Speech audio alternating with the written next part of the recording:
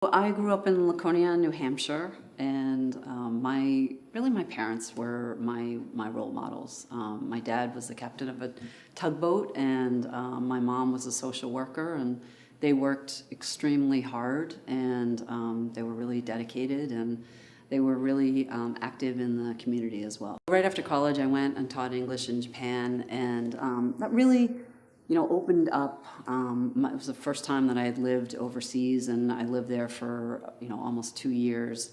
And it just really opens you up to, there's a lot of different ways of thinking, there's a lot of different ideas, and good ideas can come from many different places. And so I think the experience for me of living overseas and living in Japan just kind of opened me up to the idea that there's many ideas around the world.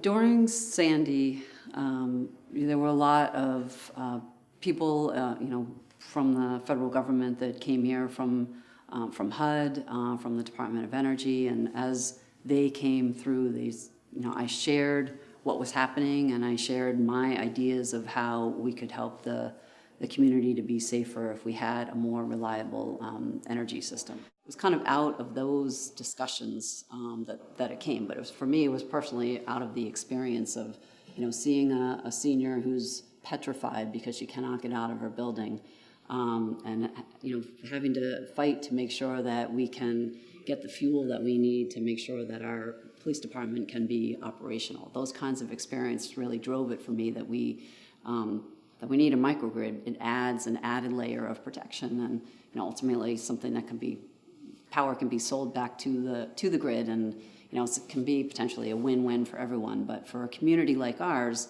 it can really be an important layer of protection. So I've worked extremely hard to make sure that we have a flood system that will protect us. I've worked extremely hard on a microgrid project and energy resiliency, and I'm really proud of all of the projects that we have in our city, and I feel like I would love to be remembered as someone who really helped our city to be resilient. So to be energy resilient, to be flood resilient, to really be prepared for the impact of climate change.